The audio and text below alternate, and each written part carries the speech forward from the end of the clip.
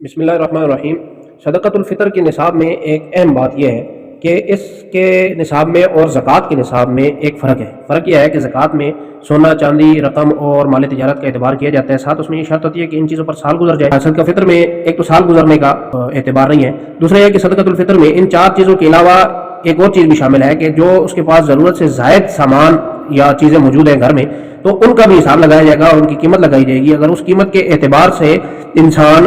نصاب کا مالک بن رہا ہے، 52.5 تولے چاندی کے برابر اس کے پاس نصاب بن رہا ہے، پیسے بن رہے ہیں، تو اس صورت میں اس پر صدقۃ الفطر جو ہے یہ واجب ہو جاتا ہے۔ اب سوال یہ ہے کہ ضرورت اصلیہ کیا ہے، سامان ضرورت کیا ہے اور کون سی چیزیں ہیں جو ضرورت سے زائد ہوتی ہیں۔ تو ضرورت اصلیہ سے مراد وہ چیزیں ہیں جو جان اور آبرو سے متعلق ہوں، یعنی ان کے نہ ہونے سے جان یا عزت و آبرو جانے کا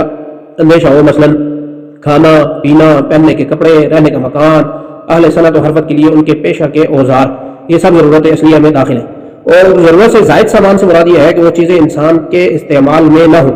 اور ہر انسان کی ضروریات اور حاجات دوسرے سے مختلف ہوتی ہیں۔ راجح قول کے مطابق ضروریات کو پورا کرنے کے لیے اشیاء کو جائز طریقے سے اپنی ملکیت میں رکھنے کی کوئی خاص تعداد شریعت کی طرف سے مقرر نہیں ہے، بلکہ جو چیزیں انسان کے استعمال میں ہوں اور انسان کو اس کے استعمال کی حاجت پیش آتی ہو اور وہ اشیاء تجارت کے لیے نہ ہو، یہ ضروری شرط ہے کہ وہ استعمال میں ہو، تجارت کے لیے ہو، تو پھر اس صورت میں وہ ضرورت سے زائد نہیں بلکہ وہ تو الگ سے تجارت کے طور پہ، مال تجارت کے طور پہ نصاب میں شامل ہوگا۔ لیکن اگر وہ استعمال میں ہو اور حاجت بھی پیش آتی ہو اور وہ تجارت کے لیے بھی نہ ہو، تو پھر ضرورت اور حاجت کے سامان میں داخل ہے۔ اور جو چیزیں انسان کے استعمال میں نہ ہو اور اس کو ان کی کبھی ضرورت بھی نہیں پیش آتی، تو وہ ضرورت سے زائد سامان ہے۔ اور یہ بات بھی ملحوظ رکھنی چاہیے کہ زکوٰۃ نصاب کے بقدر اس مال پر واجب ہوتی ہے جو ضرورت سے زائد ہونے کے ساتھ ساتھ نامی بھی ہو۔ مال نامی سے مراد یہ ہے کہ سونا چاندی زیورات نقدی مال تجارت یا افزائش نسل کے لیے پالے ہوئے مویشی، یعنی نامی کا مطلب یہ ہے کہ بڑھنے والا مال ہو۔ تو اگر وہ مال نامی نہ ہو تو زکوٰۃ تو فرض نہیں ہوگی، لیکن صدقہ فطر اور قربانی واجب ہو جائے گی۔ تو جو ضرورت کی چیزیں ہیں جیسے رہائشی مکان، پہننے کے کپڑے اور جوتے، کھانے پینے کے برتن، ضرورت کی گاڑی اب جیسی بھی ہو، اگر ایک ہے انسان کے استعمال میں ہے تو وہ اس کے اندر شامل نہیں ہوتی،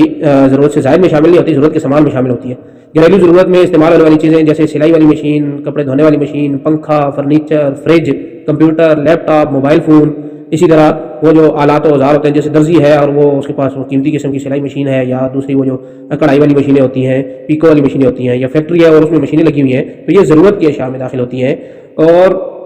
ضرورت سے زائد میں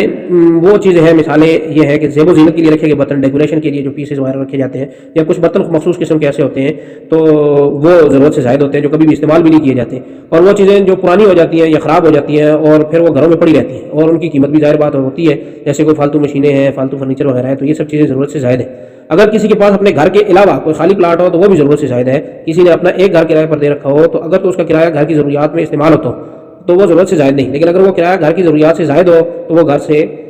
ضرورت سے زائد چیزوں میں استعمال ہوگا۔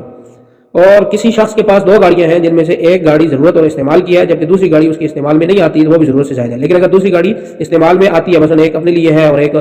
بھائی کے لیے رکھی ہو یا بیوی کے لیے رکھی ہو اور وہ اس کو استعمال بھی کرتے ہیں، تو اس صورت میں وہ ضرورت کے تحت داخل ہوگی۔ اور وہ چیزیں جو گھروں میں رکھی رہتی ہیں ان کی سال سال ضرورت نہیں پڑتی، کبھی کبھار استعمال میں آتی ہیں، مثلا بڑی بڑی دیگیں، بڑی بڑی دریاں، شامیانے، برتن وغیرہ ایسے ہی رکھے رہتے ہیں گھروں میں اور وہ استعمال نہیں ہوتے، تو وہ بھی ضرورت سے زائد ہے۔ اور ٹی وی، وی سی آر، ڈش، ناجائز مضامین کی آڈیو ویڈیو کیسٹیں، ان جیسی چیزیں یہ ضروریات میں داخل نہیں ہیں بلکہ لغویات ہیں۔ اور یہ جو سامان ہے اگر کسی کے پاس ہے، ٹی وی ہے وہ دیکھتا ہے، وی سی آر ہے اس کو بھی دیکھتا ہے، ڈش بھی استعمال ہوتی ہے، جو کیسٹ وغیرہ جو ہے وہ بھی استعمال تو ہوتی ہے، لیکن وہ چونکہ لغویات ہیں اس وجہ سے یہ ضرورت سے زائد کہلائیں گی، اس لیے ان سب کی قیمت بھی حساب میں لگائی جائے گی۔ اور اگر کسی کے پاس ضرورت پوری کرنے کا سامان ہے لیکن اس نے کچھ سامان اپنی ضرورت سے زائد بھی رکھا ہوا ہے تو وہ بھی اس کے نصاب میں شامل کیا جائے گا۔ فقہائے کرام کی عبارات میں غور کرنے سے پتہ چلتا ہے کہ ضروریات اور حاجات اصلیہ کو حتمی طور پر متعین نہیں کیا جا سکتا، کیونکہ ضرورت اور حاجت کی تعین میں علاقہ، مقام اور احوال زمانہ، لوگوں کی قوت برداشت وغیرہ کے لحاظ سے فرق واقع ہو سکتا ہے۔ اگر کبھی 2 چادریں، ایک خیمہ یا جھونپڑی اور گدھا گھوڑا وغیرہ ضروریات زندگی متصور ہوتے تھے تو اب ان کی جگہ سلے ہوئے کپڑوں کے جوڑے، پختہ تعمیر شدہ مکان، موٹر گاڑیاں یہ اشیاء ضرورت بن چکی ہیں، بلکہ ان کو سمجھا جاتا ہے کہ زندگی کا لازمی حصہ ہے۔ پھر ہر انسان کی اشیاء ضرورت دوسرے سے مختلف ہوتی ہے، لہٰذا ضروریات اصلیہ کی تعین ہر زمانہ، علاقہ اور افراد کے حالات کی روشنی میں ہوگی، لہٰذا فریج، پہننے کے کپڑے، موٹر سائیکل وغیرہ یہ ضروریات اصلیہ میں داخل ہیں۔ اگر کسی کے پاس 2 जोड़े या 3 जोड़े नहीं है, किसी वक्त में कपड़ों के सिर्फ 2 जोड़े काफ़ी हो जाते थे। आज अगर किसी के पास 12 जोड़े भी हैं या ज़्यादा हैं, लेकिन वो सब के सब इस्तेमाल में आते हैं, तो ये ज़रूरियात में दाखिल है। लेकिन जो कपड़े बस रख दिए हैं, जैसे हम उम्मुन दुल्हन का जो है वो पहले या दूसरे दिन के जो जोड़े होते हैं वो रख दिए जाते हैं, उनको इस्तेमाल नहीं किया जाता, तो वो ज़रूरत से ज़ायद सामान में शुमार होंगे।